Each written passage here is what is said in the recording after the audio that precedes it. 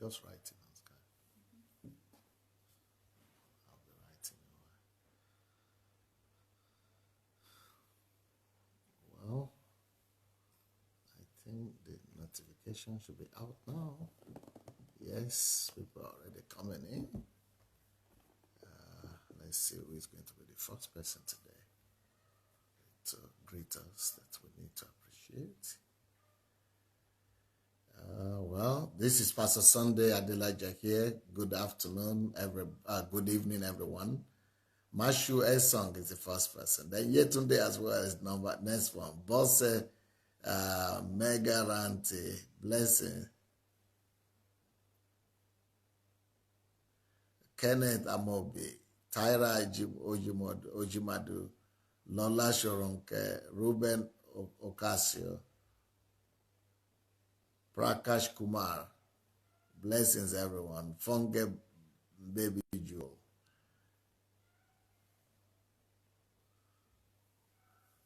Bamishaye Victor, blessings. It was powerful this morning. Okay, thank you. Ajala Olafunke Fumi Adewusi, blessings, my sister. Harold Shobanke Emmanuel, Hope Alive, Sam Minister, Vinod, Sami Jeremiah, Irina Pugash, previously, Binkwe Adedokun, Michael Oyekashi, Ak Gossman, Ernest Ebong, Dorothy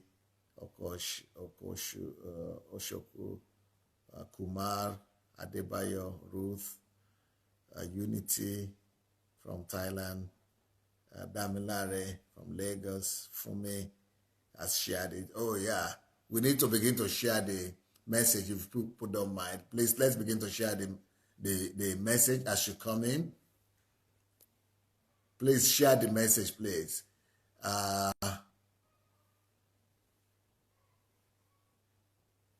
Please let's go back to our share button and begin to share the message, everyone. If you don't mind, let's go and share the message, please. Yes, it's time to share. Let's invite people to come in and share this message with us. Christian Sayer says we should pray for deliverance for drug addiction. We break that spirit of drug addiction in Jesus' name. We proclaim full healing, deliverance, and total freedom for that person in Jesus' name. We have a great ministry here that it ministers to drug addicts and alcoholic. You know, there's a special anointing for them in our church here. So we release that same grace upon you that God will deliver that person in Jesus' name. Okay.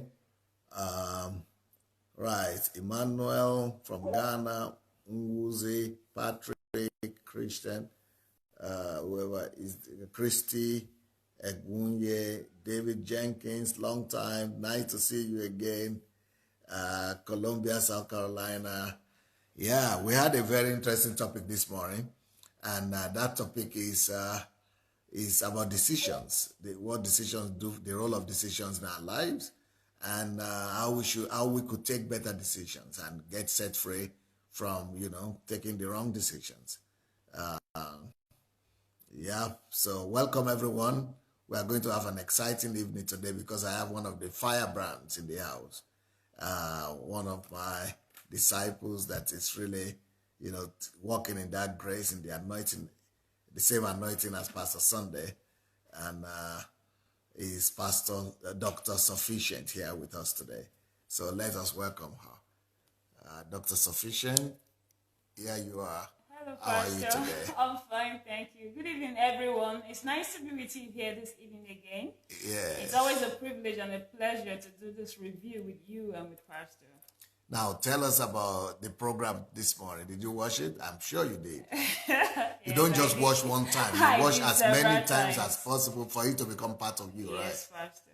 And that's the way everybody should do, right? To try to watch as many times as possible. As much as possible, yeah.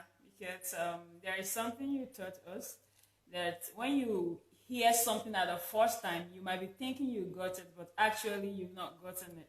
So you have to go over it and over it again until it becomes flesh. That's when you know you've gotten it. When you begin to apply it in your life, that's when you've understood it. So until it's in application in your life, you've not understood it. So yeah, as much as possible for it to be part of you, for you to understand everything, you need to go over and over the message. What will you say about this particular message this morning? Wow. I think it was quite an eye-opener. Is it the subject itself, the topic? The topic was awesome as always, but the subject itself was an eye-opener because it's actually a wisdom for daily living, because this is what happens on everyday life. You know, we have to make decisions every day. So even if you cannot say you're not going to make a decision, if you don't want to make a decision, it's a decision you're already making. So decision making is a vital role in our life. It's part of our life. So just like you said in your teaching, we are a totality of the decisions we have made. Yeah. So whatever level we are in life now, whoever we are, whatever we are doing now is as a result of the decisions we've made in the past. And wherever we are going to be tomorrow is as the result of the decision we are making today. So it's actually a topic that is for everyone. There is nobody that will say this topic is not for me. It's cutting across every area of life, because in every perspective of your life, you have to make decisions. Even as easy as sleeping, you have to make decisions. When to get up from your bed, you have to make decisions. So at the end of the day, life itself is all about decision making. And what do you think that really struck down home to you? What is it that really touched you, apart from the general information that we're still going to look at? What is it that really, touched you, you think? The first thing that really you thought that really struck the bell for you?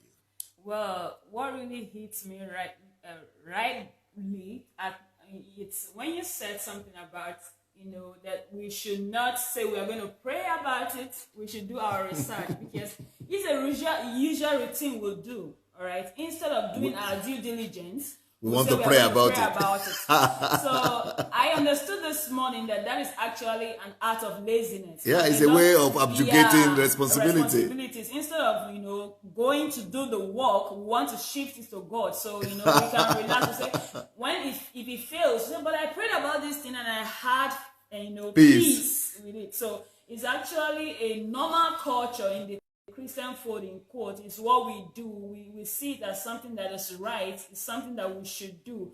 It's not as if praying about it is wrong, but I believe in some way we use it as some sort of excuse for what we are supposed to do, from stopping us from doing our due diligence, to just relax and, say a few words of prayers, and we sit down there and say we are waiting on God to speak to us without doing our due diligence. So that was actually what struck me most about the message this morning. So even though you think you heard something from God, or you got some revelations or some prophecies, I'm going to go into that later, because that is actually a thorn in our flesh, especially for us Africans. We are some set of people that are so prophecy and revelation driven, and I think this message this morning was like, will I say a revealer? Sometimes you'll be living some kind of life and you're not conscious of what you're doing. That's actually what it was to me today. An exposition. An exposition. It's like an eye opener. You were doing something, you were living in a particular way. You were not conscious of what you were doing. You were doing it because you've heard it all around you, and it's become like a norm. That's what everybody does. That's what everybody does, and that is what those who you're looking up to does. You just have to pray about it, and you're talking to someone about something, instead of them to tell you to do a research or go seek for knowledge, they tell you, did you pray about it? You have to pray about it. Just pray about it, and it becomes a slogan. Everybody, you have to fast. Wait on the Lord until you get some information. And I'll be praying with you. Yeah, I'll be praying along with you. So it's actually what has been going on in the body of Christ. It's what has been going on among people. And some other people just, go ahead and just take the action anyway for those who are not going to pray. What about the unbelievers? What about the unbelievers who don't even recognize Jesus Christ, most of them, or who don't even read the Bible, or they are not, but they just go ahead and do what they need to do. And that's why they're having more results than we who are waiting. Instead of going to do something to act, we are waiting. And because we are waiting, we are not doing anything. The unbelievers who are not waiting, who are proactive, who are just going to act, they get all the results, all the fruits. I remember the advice he gave to someone sometime when he said that he's praying and seeking for his purpose. He knows he's called into ministry and everything, but he's waiting on God to get direction on what to do and everything. And your advice to him that day was that whatever is laid in your heart to do, whatever you have burden to do, that will be good for you, good for humanity, and good for God, go ahead and do it. Don't sit down there and say you're waiting for God to tell you something, or for you to get some revelations, or to hear some kind of prophecy, or to hear some kind of hello, I am God. Now get up and do this before you do it. But as long as that thing you want to do is good for you, is good for humanity, is good for God, then what are you waiting for? Go ahead and do it. So it still boils back to the same message you were preaching today. It's time for us to begin to get to work and do what we have to do instead of shifting our responsibilities to others. Why? Because your life is your own. And you do not have a copy, or probably you cannot relive your life. And every day, every second that passes is your life that is going. Every decision you're making, whether it's an informed decision or it's not an informed decision, it is your choice. So whatever you do, even if it's someone that influences you to take that decision, at the end of the day, it is still your decision. You might decide to blame somebody. That blame game you're doing is still a decision. So if the life is yours and you're the one that's going to take the consequences of all your decisions and actions, then it is high time, you begin to make your own decisions yourself. Don't rely on anybody to make your life decisions for you anymore. It's not just about God's self. Most times in the let's say in the church setting, a lot of people educate that responsibility to their pastor. Their pastor has to tell them the choice of who will be their life partner. He has to confirm that without them doing their own thorough diligence. My pastor said it is the will of God, and because of that, they are going into marriage. And a lot of marriage are really crashed like that because of pastors matchmaking people and all that. And we are still making the same mistakes today. So your life is your own. Sink other lives or you swim, you're the one that will captain your boat. So it is time you have to do what? Get up and take responsibility. Be the person that is in charge of your life. Don't let anyone take your own life decisions for you. Why? Because every decision you take today have its consequences. Every decision you make today, whether you make it or you don't make it, is your choice. They have consequences that are attached to it. So if you want to be successful in life, if you want to move forward in life, you have to learn to take decisions, to take right decisions. And one of the things you said when you were teaching that could help you to take right decisions is not to take decisions under pressure. A lot of times the decisions we take in our life, we take them out of pressure. Several kinds of pressure coming from different forms, either from relatives, from parents, from the church, or from our friends, or from probably people that we look up to, different kinds of things, or from ourselves.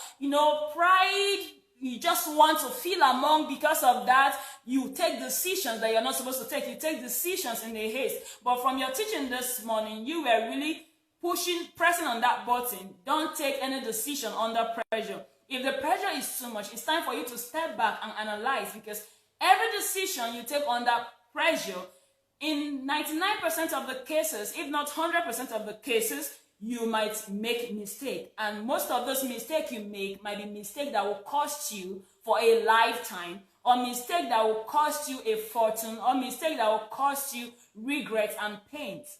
So let your own decisions be your own. It is better you took a decision, you make mistake, then you can take responsibility of that mistake. It is easier to correct the mistakes you made by your own decision than the mistake you made because someone else asked you to, make that decision. You will not learn the lesson. You're still going to be shifting blame, and that is not going to help you. But when you begin to learn how to take decisions, in your own life and of everything you do, you are the person in charge of your life. You're the person that is the leader of your life. Then you tend to learn faster. Even when you fall, you can easily pick yourself up. And one of the things too that really touched me, in what you were saying this morning, Pastor, is that life every day we live is a totality of all the decisions we've made.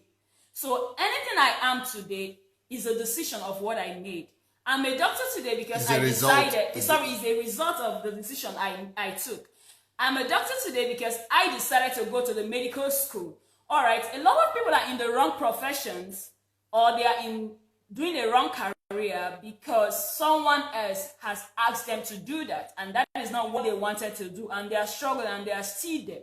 You know, maybe your parents wanted you to do some specific career, or because of friends, or what you heard other people say, or probably the society have told you this is the career that is selling, and because of that, you are not doing your own research. You're not looking internally at yourself, what you are good at, what you will like, but rather you are following what people are saying to make a decision, that is not an informed decision. And at the end of the day, it's causing you so much pain and so much struggles along the line, simply because you did not do your own research, you didn't do your own due diligence before taking that decision. So the message today was more like a pointer to the kind of flaws and to the kind of mistakes and life challenges we can be facing if we do not pause and do our own researches, analyze the things we are being told, seek information, and confirm what we want.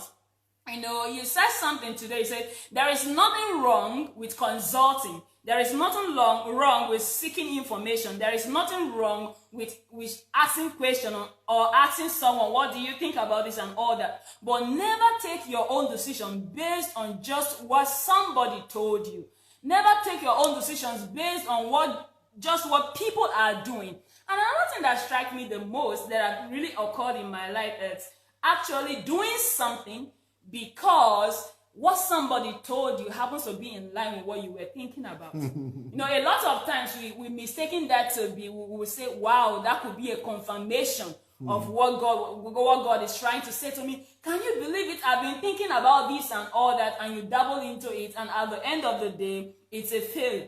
So everything about this message today is about diligence. It's about being meticulous, because life is a serious business. If you do not take your life as a serious business and you want to be careless about your own decisions, you're the one that will live in penury, you're the one that will live in pain, you're the one that will live in regret. It doesn't matter how much you want to, maybe you want to blame other people, at the end of the day, that life is yours. So if you're driving your car anyhow, which is your life, you're the one that will suffer from the battery that is going to happen to that life. So it is high time you sit down and make your own decisions, do your due diligence. I would rather make an informed mistake than make mistake based on what someone else told me that I was not sure of. So you don't allow anybody to make decisions in your life. No successful people do that. It is only mediocres that take their life decisions from other people. So you learn from people, do your researches, you hear people, listen to people, but don't take your own decisions just based on what somebody else said, because that person is different from you. You are different. So you have to do your own research. Make the people that might be talking to you, they might be talking to you from all sincerity and everything. That is all they know. So you were saying something about don't take decisions based on trust. You can never, all human beings are fallible. So you cannot just carry your whole life and leave it at the hand of another human being like you. So you have to do your own due diligence. You have to do your own research. You have to seek for information, ask questions, ask for counsel. But at the end of the day, let the decision you're taking be your own decision. Let it be an informed decision. So whatever comes out of it, you can take responsibility for it. Whatever comes out of it, if you fall from the wrong decision you took, you can easily get up and, fight to put things back, because this was a mistake you made from an informed, information. It's your own fault. You are the one that decided. So nobody pushed that on you. It was your decision. You decided to do that. You decided to do what you did. You decided to move that way. You decided to study, take that career. So whatever struggle you meet on the way, it's easier for you to, go for it. And the pain is not going to be heavy on you than when probably deep down within you that you wanted something else, but because someone else said this, you had to do this. So let's learn to make our own decisions. Let's learn to do our researches. Let's learn to do our due diligence. We cannot shift our responsibilities to God. That is why he has given us brain. So if God gave us brain so we can give him rest, we all have to use our brains. We cannot just allow our brains to be dormant and be disturbing God. He already created you with everything you needed, gave us brains, so he can have rest. So why will you not push your responsibilities to him because you don't want to use your brain? So definitely, and you were explaining that is one of the reasons why in most of those cases, God is silent, and some people will just come to the conclusion, I have peace about it. And that is still not the verification that is the perfect thing you have to do. So on this case, it's better to have facts than to just, have some fictions or some good feelings. So feelings can fail. Feelings can be deceptive. Feelings are not to be trusted. So have your facts, have your researches, do your due diligence, then add prayer if you want to succeed. Brilliant. Well, you mentioned a little bit about what I said in terms of trusting the wrong people, and that some of the greatest pains we will ever endure in life. And I told some of my stories that, it's because we trust the wrong people. Actually, we only have 2 or 3 reasons for most of the pains in our lives. The first, number 1 reason for pains in our life is wrong decisions. And number 2 reason for pain in our lives is trusting the wrong people. Trusting the wrong people. So what will you, what are the things you want to say concerning that? Well, basically, I think the issue of trust, you are a very trusting person, Pastor. Yes. And I remember asking you how you could still trust people the way you do after everything you've been through and everything. And you were like, you rather told the path of love than to allow the few bad people give you a kind of myopic conclusion of all human beings. And it's actually a beautiful thing, but most times we actually take that to the extreme. We become too trusting without doing any analysis. And from your discussion today and everything, and from the pain you're going through because of trust, it's more like an eye-opener, because most times everything we do, most times, is based on trust. Yes. We trust the person that said this. We trust the person that brought this to us. We trust the person that is asking us to do this thing. We trust the person that gave us this information. This information is reliable. And you ask the person, why do you think this information is reliable? Because so and so said this. That is trust. And it's not a bad thing. But from your analysis you were saying today, don't base your decision on trust. Trust is good, but even as you trust those people, tell them, okay, I trust you, but give me time to do my research. The problem is not about you. I know a lot of people pick offense when you tell them, I want to do research about this thing and everything. So don't you trust me? You were like, explain to the person, it's not about you, it's about me. I've gone through a lot in my life and I've learned my lesson. So it's difficult for me to trust now without facts. And that is how you're going to be saved, because at the end of the day, it's your life.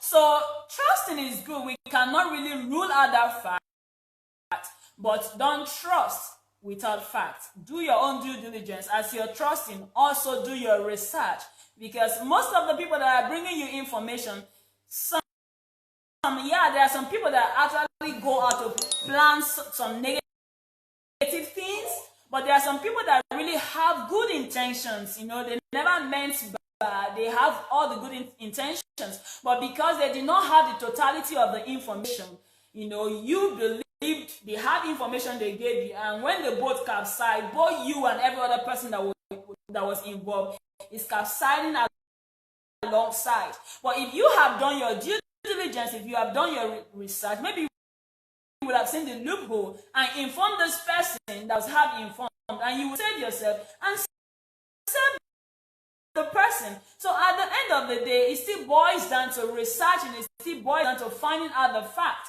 It still boils down to finding out the truth. It still boils down to doing your own due diligence. You have to. It doesn't matter what anyone is saying. You have to do your due diligence. You can't just trust people like that.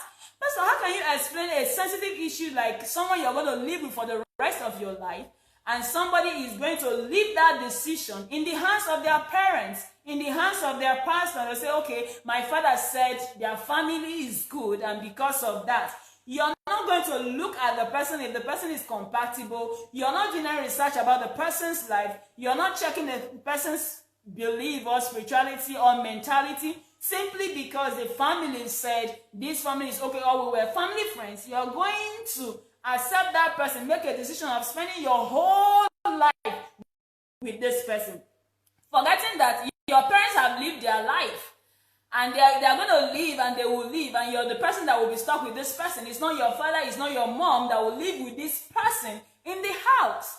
Some people leave it to their pastor. They will say, my pastor said, the Lord said. And that is it. You're not looking for who this person is and all that. There was a pathetic story like that my dad used to tell us when we were growing up, of a very good Christian lady that was in church like that. And, the lady was in church, serving, fervent, faithful. And this particular brother, who was a cultist, according to them, the illustration and everything, that the lady was like, a kind of, how do I put it? She was disturbing them with her prayer. So they were looking for a way to pull her down. So they sent him to the church. He became a brother in the church, fervent, sowing seed, very rich and all that. And what happened was that because he was so zealous, everybody saw him as a good brother in good standing, sowing seed and all that and everything. He was rich, and he approached the sister, to marry her and everything. And, the pastor gave his blessings. Of course, the brother is a good brother that had been helping in every way, not knowing that his particular mission was to go and put that sister down. And he, without doing her due diligence, not knowing where he's from, his origin or anything, accepted marriage. And she got married to him. When they got to the house, that very night of her wedding, that was the time he broke the news to her that today is the end of your end of going to that church. And she cried back to the pastor and everything, but they've been married. So those are the kind of careless mistakes people make. So she now had the choice of, either running out of the marriage or living in perpetual bondage. So at the end of the day, whoever has given her that confirmation, or she might have had peace because of what they saw on the surface, will not live in that situation we have. So we have to take responsibility of the decisions we make. We have to take responsibilities of whatever or whoever we are believing. It is good to believe people. And another thing that is so common among us today is prophecy. People run about looking for prophecy. You go about looking for prophets that will prophesy to you. You have a business deal. Instead of doing the research, instead of studying about it, you're running to go and meet a prophet, giving the prophet money to go and pray and tell me what the Lord is saying. I really do not understand where that doctrine is coming from, but it's very common today. And a lot of people have lost millions in that kind of process. Prophets will go and pray and tell you the Lord said it will be well, and you do the investment. It's not well. You lose everything. Yet people are not learning. They are still engaging in this kind of act, this kind of common practices that have brought so many, would I say, problem and so many tumors to the life of people. So as much as prophecy is good, some people are just living based on prophecy. How can you go to a church and a prophet tells you at the end of this year you'll be a millionaire, and you shout amen, jumping up? You do not have any job you're doing at the moment. You did not sign any contract that you're working on and you're hoping on getting the money. Your salary from where you are working is not even up to a 50,000 naira a month, and yet a prophet is telling you in June that by the end of the year you're going to be a millionaire, and you believe that and you're jumping up and everything. Why? Because we just want to hear what we want to hear. It still boils back to laziness. We don't want to work. We just want the manna to fall down from heaven. We want to reap from where we did not sow. So because of that, these so-called prophets are taking advantage of the laziness of people. They are taking advantage of the carelessness of people. They are taking advantage of people not willing to do their due diligence. And ignorance as well. And ignorance. So you make mistake once, twice, thrice, and you're still doing it. Then you're expecting something different to happen. How is that possible? If anything must change in your life, then you must change the things you're doing. You must change the decisions you're making. It is high time you begin to sit down before you take any decision. Let your decision be informed. And let the information you're getting, let it be based on your own researches. Let it be based on your own hard work. Let it be based on the information you have gathered from different people, and you have come to a conclusion that this is what I'm getting, this is what I'm doing. You said something, Pastor. Trust but verify. Yeah, trust but verify. You said something. You said, when you have finished all your due diligence and you're still not having clarification, then that is when you should pray. Yes. So prayer does not stop hard work. Hard work in line with prayer is what gives you success. See, boils back to the principles you've been preaching all along. So we are not to shift our responsibilities to God, not to talk of our fellow human beings, not your parents. Nobody should be the person that is in charge of making your own life decision. It is your life, and it is a serious business. So the same way you take your career serious, sometimes we are a bit careless about life. We just sleep and wake up. We don't know the seriousness of life, of how just one decision you make can alter the whole circle of your life, of just how one careless mistake you make can cost you a lot. We are not informed about that. So we just get up every morning, you go to work, come back, sleep, you just do what you want to do, forgetting that the decisions, those minor decisions you're taking today, they are what will build up to give you the tomorrow you're going to have. So life is a serious business. It's all about decisions. Let's take it serious. Look at your life as a serious and tedious career you are having, that you have to study so hard to pass. That is how life is serious. That's how life is tough. Take it seriously like that. Don't just take your life easy as it comes and everything. This person said this, so I have to do it. This is what is in vogue now. This is what is raining now. My friend said that. Are you a Baumas? No, you cannot be following the crowd and make the right decision. That everybody is doing it does not make it right. That is even good for Mr. A does not mean it's going to be good for you. So you have to do your own due diligence, do your research, then come to the conclusion of the decisions you want to take, what you want to do, how you want to do it, in which time you want to do. And when am I starting? When am I stopping? You said something too that was very beautiful. Never take a decision in a hurry. A lot of times we are in a haste. And why, let's say specifically, let's say in the area of marriage, why a lot of people make mistake in that area is because they are in a hurry. The family pressure is on them. The society and all that, what is expected of them, my biological clock is ticking and all that, I need to get married and everything. And because of that, you hear somebody say, I don't care whoever comes my way now, as long as I'm Mrs. Somebody. Are you serious? Your life is more than marriage. Why would you put a whole destiny just on a platter of gold for marriage? No, it's not worth it, because there are lots of people that are in the marriages that are looking for a way to run out, and you are running in. What's the hurry about? And you said something, you said, sleep over your decisions. Sometimes you don't need to do that thing in haste. There is no haste. Sleep over it. If you need to sleep over it a day, 2 days, 3 days, a week, just make sure you rest. Sleep over that thing, meditate, think through it. Then come up with a very good decision, with your final decision.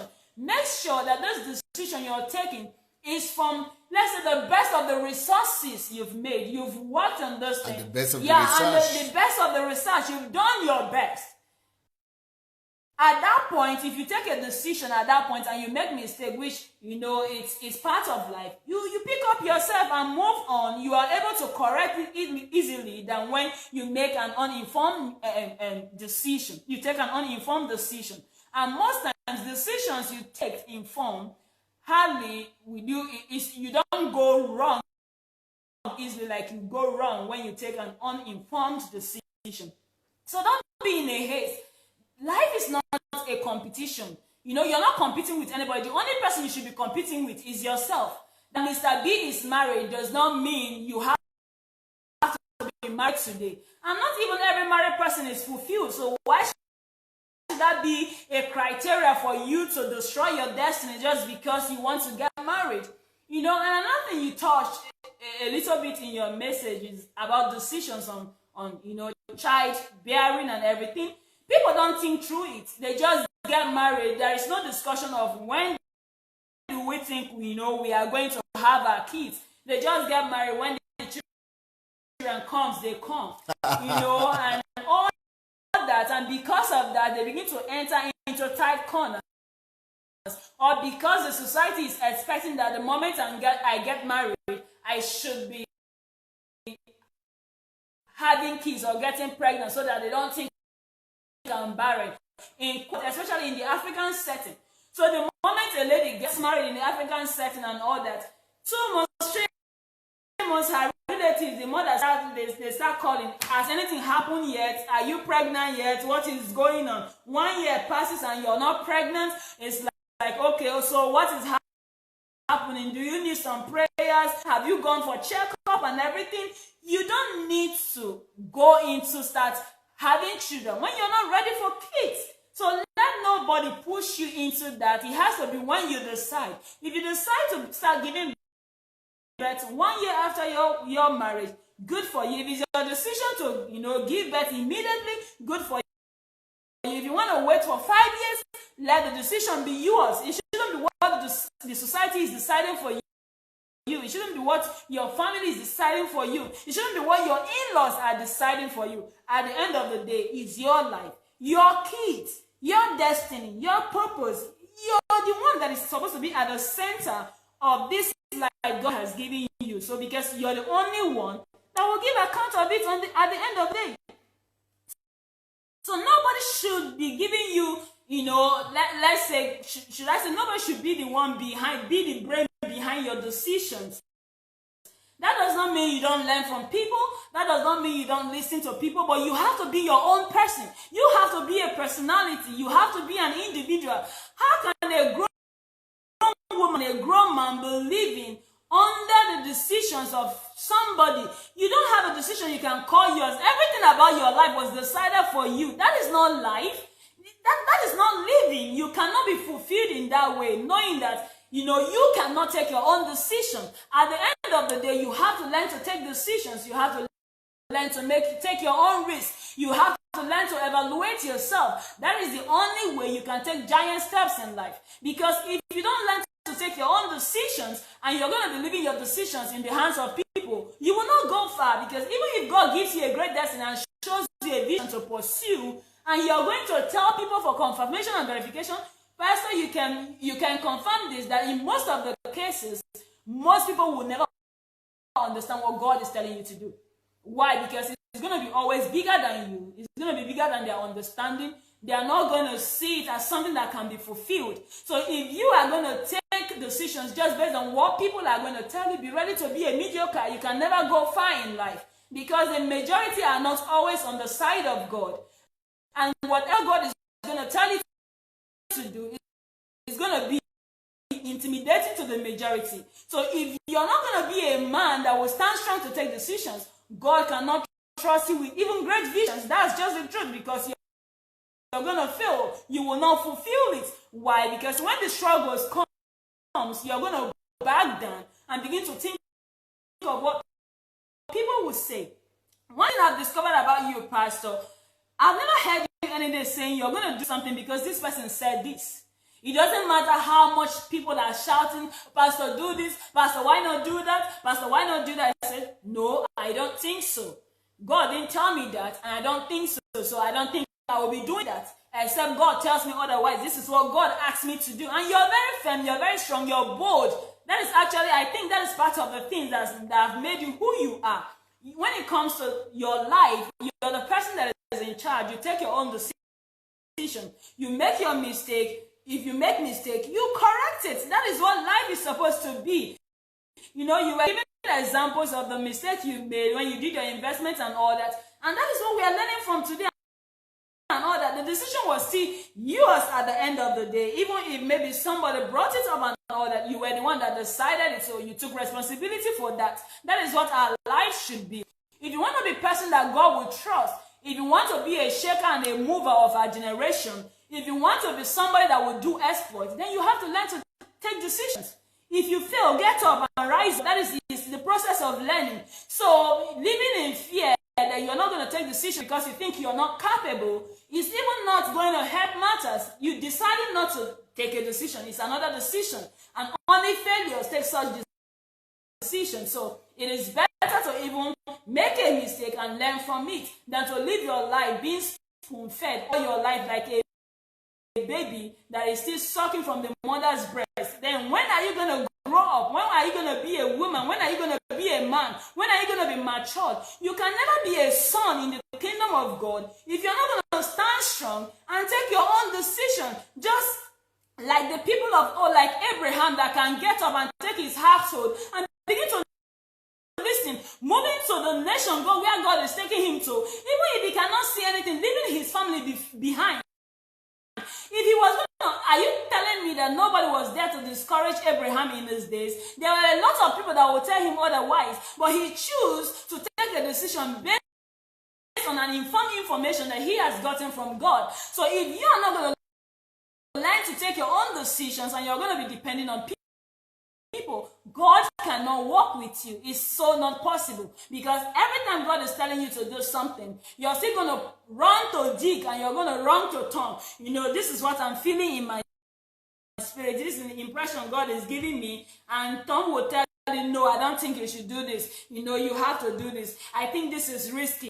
Are you sure you want to do this and all that? You have an impression in your heart. You have what God is laying on in your heart. You know you're capable of doing this thing, but because you are afraid of taking a decision, because you're afraid to take a leap of faith, you settle down back into what other people are telling you. And a lot of dreams have died like that in our world today. So many people that were created to be great that are mediocres today simply because they were afraid of taking decisions. So we have to balance it. At the end of the day, it's your life.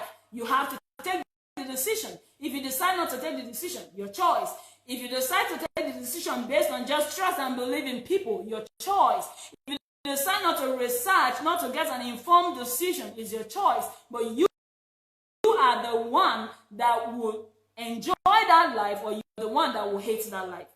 Another thing too that struck me, you were like, whatever life you're having today, whether you like it or you hate it, it's your decision. So if you don't like your life, it simply means there are some decisions you took in the past, you know, that were wrong decisions that is giving you the result of not liking your life today. If you like your life, it means you've made some right decisions.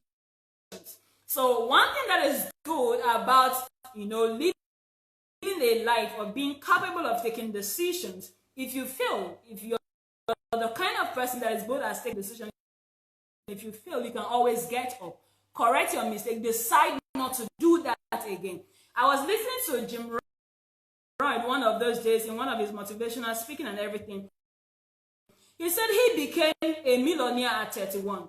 At 33, he was already bankrupt. He was broke. Why? Because he took some wrong decisions when he was 31, going for all the fancy cars and fancy houses and everything. He took a wrong decision and he was bankrupt and everything. And at that 33, when that struck him and he learned his lesson, he did not pretend to live up to the extent he was living again. He gave up, sold all the cars, and decided to go to rent a smaller apartment and start his life all over again, corrected the mistake. He took another decision. One decision led him to bankruptcy. The second decision he took led him to who he became today, that everybody is listening to and learning from, simply because he made a mistake from the decision he little, he learned from his mistake. And today, he's a renowned person that everybody listens to.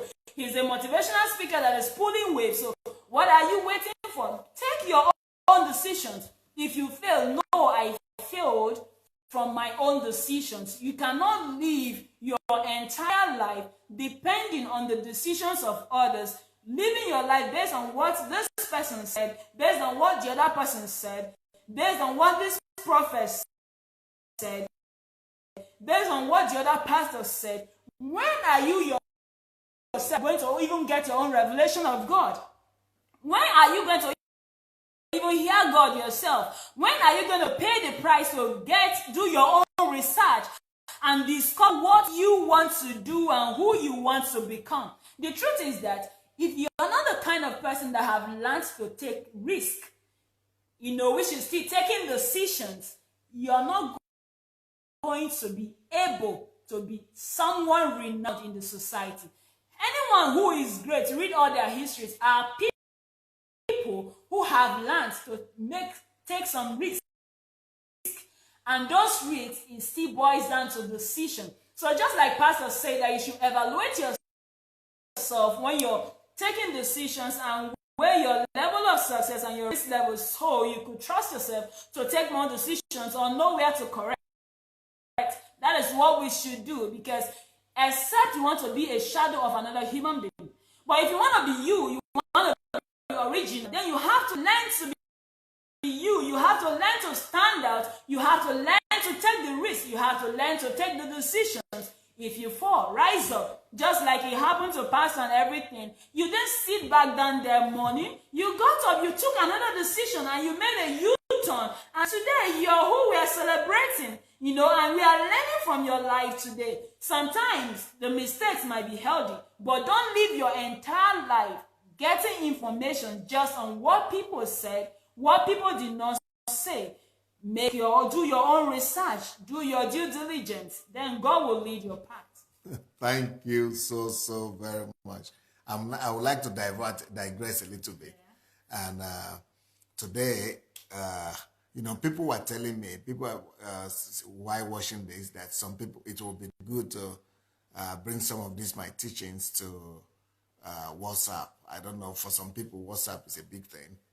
I don't use WhatsApp really, but so people are saying WhatsApp will be a good way to spread this word. Mm-hmm. But when this book came out, Nigeria and the Leadership Question, and it just came out last week, and it's on Amazon, and people are getting it already. Somebody actually, is it Amobi or what's his name? Brother Amobi wrote me and said he just got his own now. So he got it today. So I said he should read it and tell me his feedback. Mm-hmm. And I want to hear his feedback about the book. I know the feedback of some people, but I want to hear the feedback of people who are just buying it now. Uh-huh. So, but there's something why I mentioned this about this book. This book is a prelude to my decision. It's about decision. Okay. The decision the decision to obey God. And the decision to obey God in terms of going back to Nigeria and bringing about total national transformation in that country. And of course, like I said, I want to take 2,000 people to Nigeria with me. Mm-hmm. 200 people are already ready here in Ukraine. And I had a video. Yeah, it's Kenneth Amobi, yes. He says yes. I had a video that I did called Going to Nigeria. It's on YouTube and it's on my Facebook page.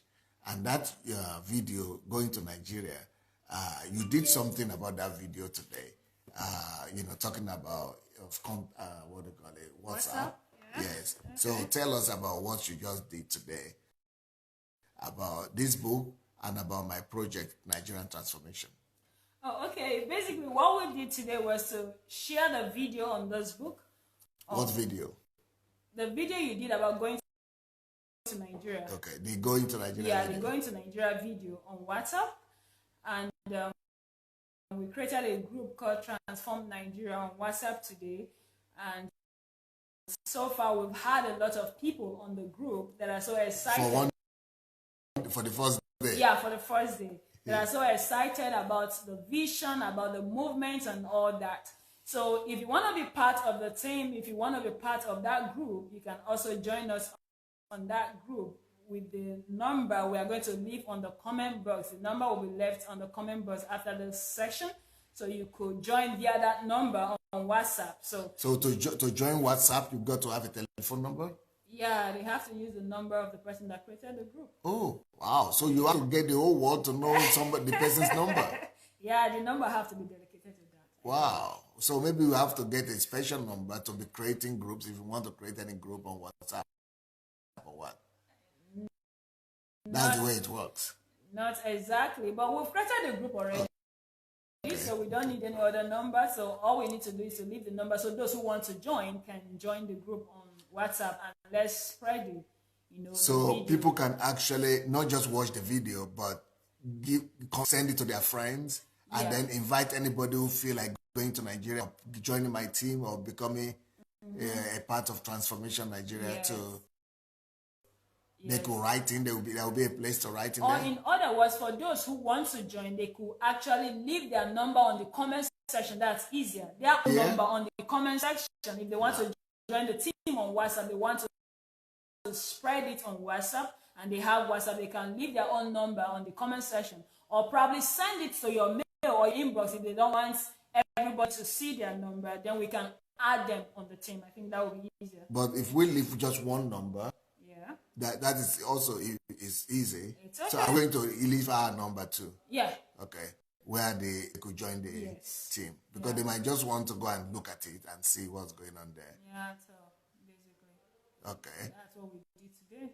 So, and people are already discussing. What are people thinking about the video? Oh, it's awesome. People are excited. Glory be to God. Prophecy is fulfilled, and they are ready to join the train. It's going to be great. Different things. Nigeria has been prophesied as a trigger for Africa, and the trigger is being pulled, about to be shot. Different kinds of things. People are really ready and excited. They are on fire and all that, saying different things. They cannot wait for your coming to Nigeria. It's a new dawn for Nigeria. It's a new day. And everyone so how do you spread that word, for example, now? If you want to spread, if all the people that are here, if we want to ask them to help us spread the word and that group, to help us spread that group, how do they spread it? Yeah.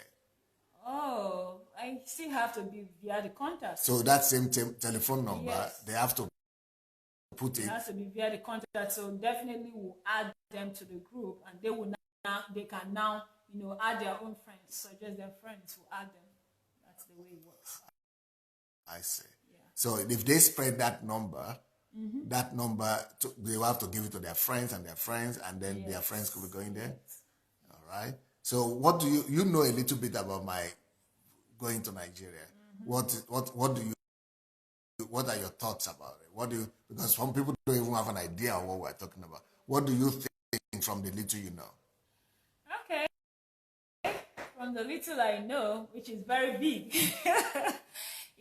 I think first I don't think there have been any movement like this in history, actually, at least that I know of.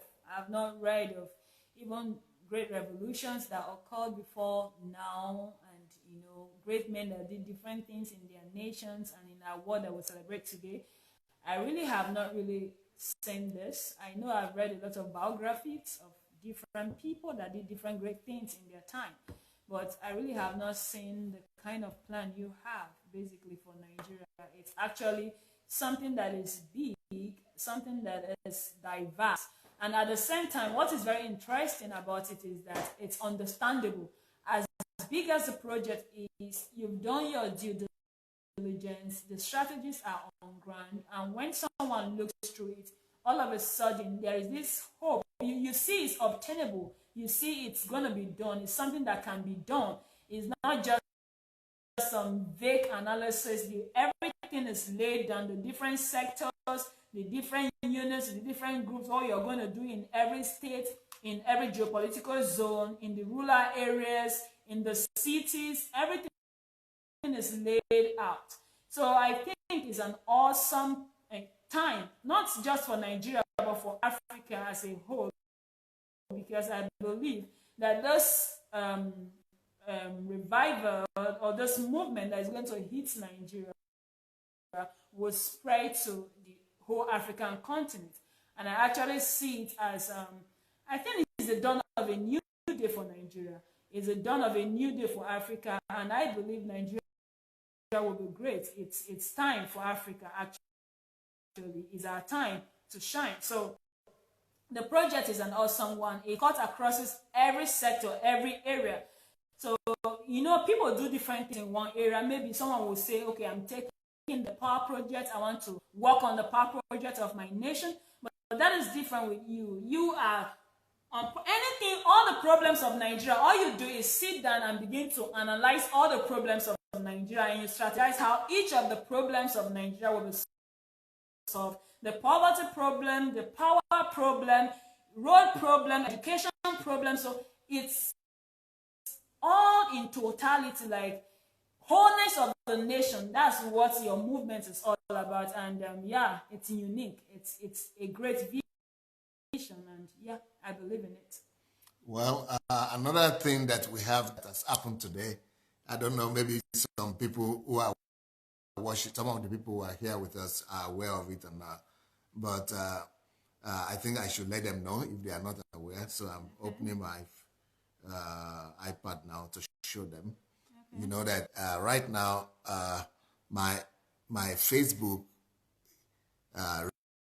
reach is 30 million people every week. Wow.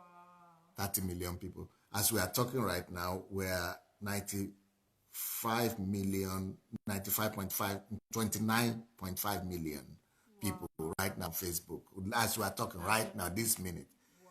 And so the reach of my, let me see if I can show them here. Pastor Sandey Adelaja, hooray, we have reached the 30 million mark on Facebook. Wow. Yes. Wow. And these are people that we reach on a daily or average day in the week. So 30 million people, 30 million. That's like some countries. That is like, because this country we are living is just 45 million. So we're almost at the size of this country. Right now, this is where we are this week. Today, right now, let me see if people can see it. Yes, you can snap it and leave it.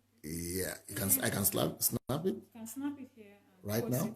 Yeah, with this. I can snap with this or with this? Yes. Okay, it's already on the Facebook.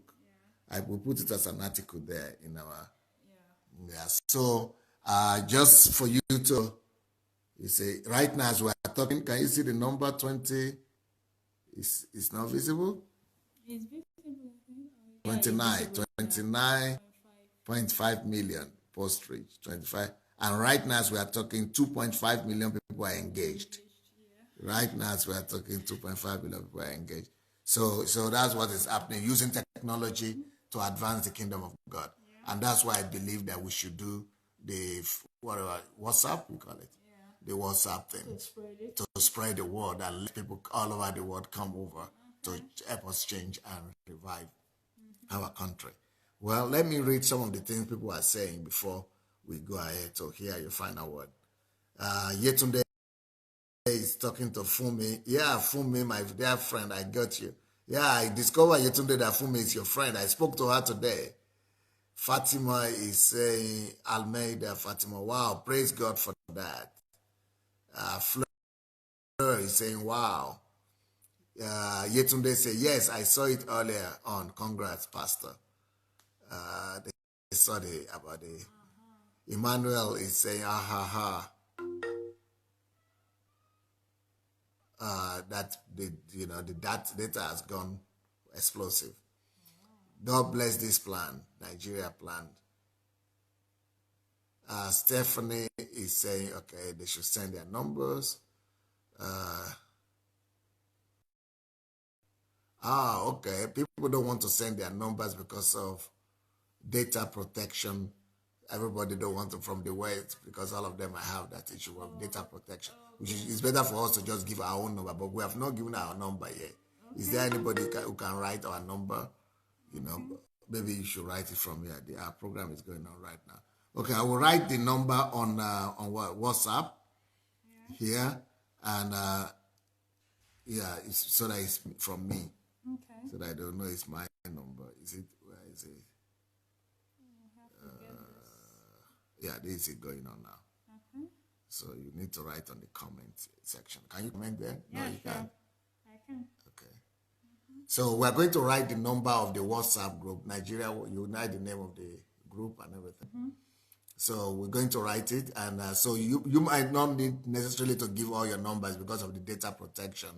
We will give you the number for the WhatsApp, and then you can all log in to that number. We are going to write it now in the comment section. So while we are talking about this, will you people go and share the link as well? We want to encourage you to share this link. Let's this program go about decision making, and we hope that this will bless you. Mayowa is saying people can also copy the link on Facebook and paste it on a WhatsApp or any other platform. Okay. Somebody sent this number anyway, but we are going to give our number that you can all send to your friends and let them go to see the WhatsApp group. We put it all out already, so you are going to see it now. Stefan is very active today. Okay, Yetunde is asking what was the contact number. We are going to put it there now. There. Okay, they said it's already there, so go for it. Yeah, Transform Nigeria is appeared already, so you can get the number and spread the word.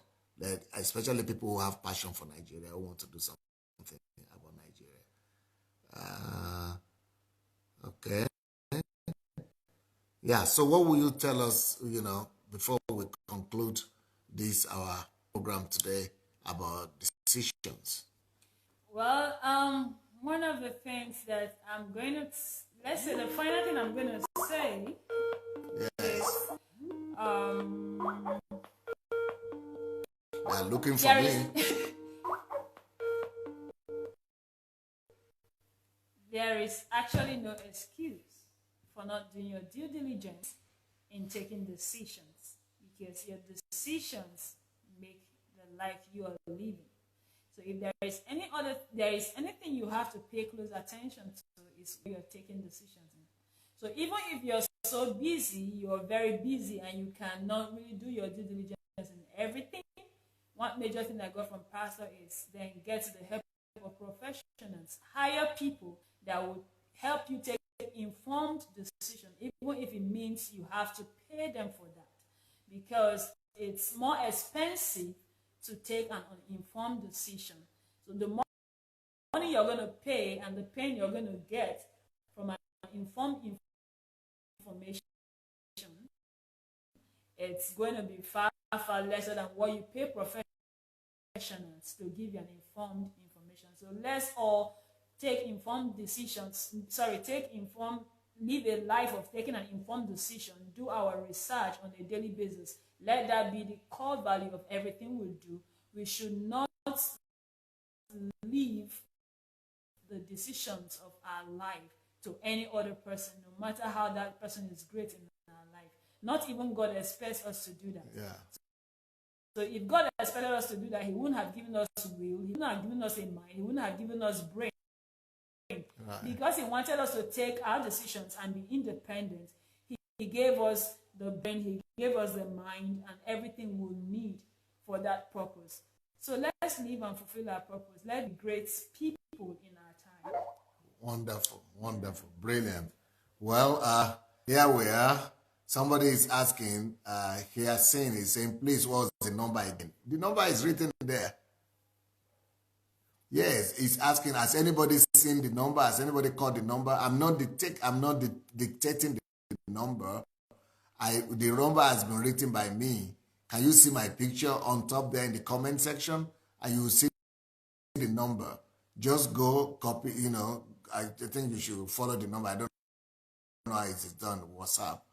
Yeah, add the number. Just add the number. So the number is there on the comments. Look at the comment on top. You will see the number, please. Some people are even saying thank you for the number.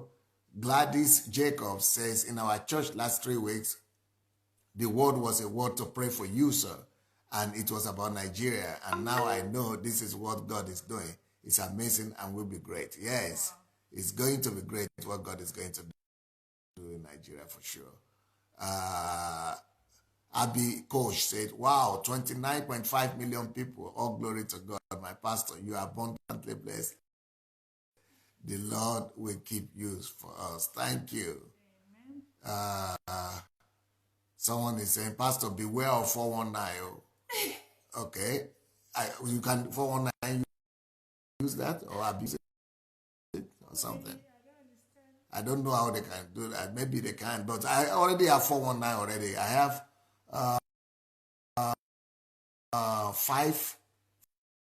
five fake pages on Facebook open in my name every week. We close down 5 new pages that are fake. People using my money to ask for money for some orphanages and things like that. Well, another person, Kenneth Amobi, said, my pastor, the first hint on this book is the first quote you mentioned. A man who does not know where the rain began to beat him cannot say where he tried his body. Yes, that's from Kenneth, from Shidwa Shibe. Please, everybody should endeavor to buy this book and read as we prepare. Yes, Kenneth is talking about this book. He started reading it already. He got his own copy. So he's quoting from the book, the quote I got from Shidwa Shibe. All right, everybody. We had a wonderful, nice program today. And, and of course, we are celebrating our 30 million people, 30 million people a week mark. Every day, actually. Every day we have like 30 million people on my Facebook page. And thank God for that. So thank you, everybody. Please, how can I get the book? The book is only on Amazon for now. You can get the book on Amazon. So if you go on Amazon, you can get the book. All right, thank you. Please, let's go ahead and share this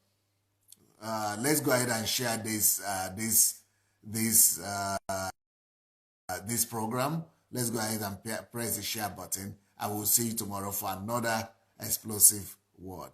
May the Lord bless you. Bye.